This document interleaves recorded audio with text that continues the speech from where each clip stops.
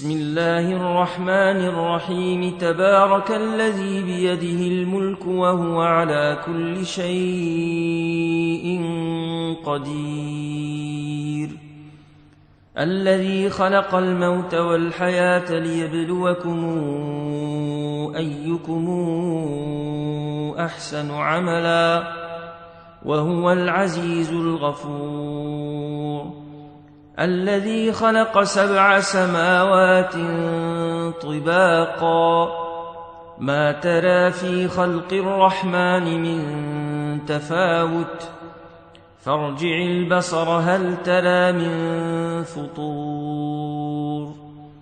ثم ارجع البصر كرتين ينقلب إليك البصر خاسئا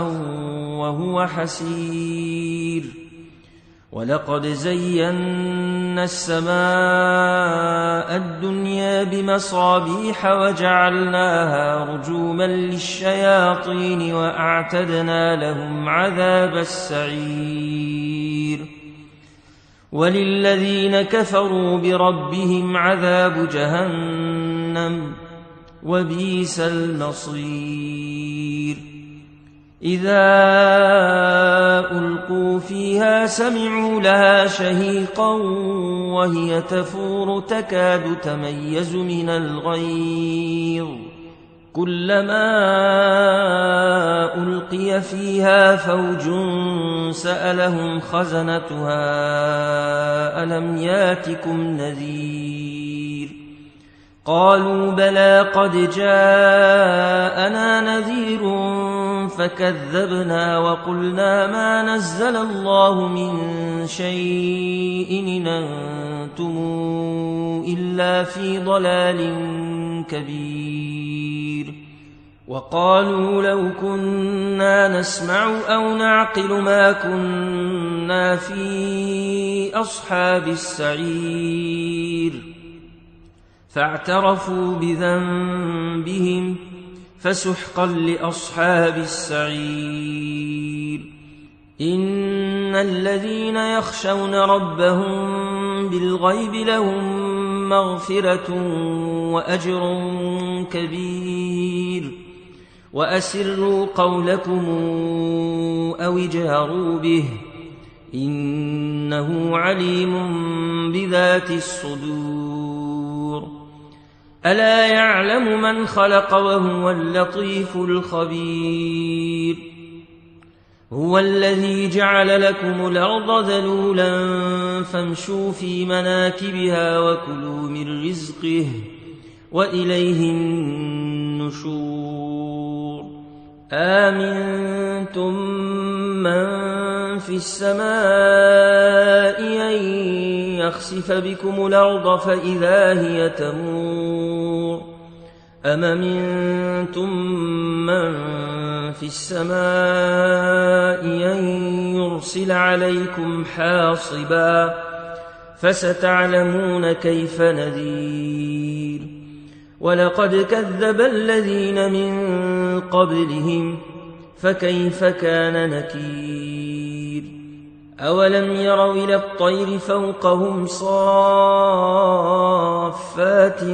ويقبضن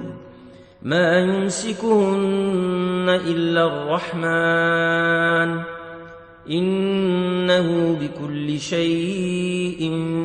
بصير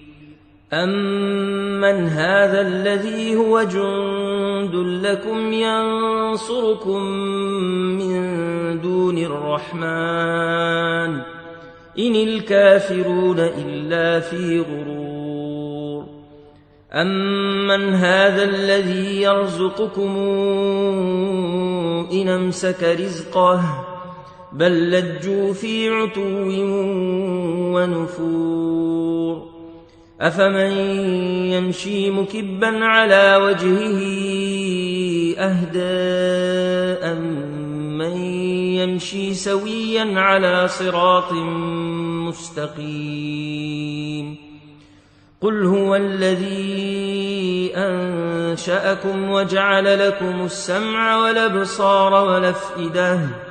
قليلا ما تشكرون قل هو الذي ذرأكم في الأرض وإليه تحشرون ويقولون متى هذا الوعد إن كنتم صادقين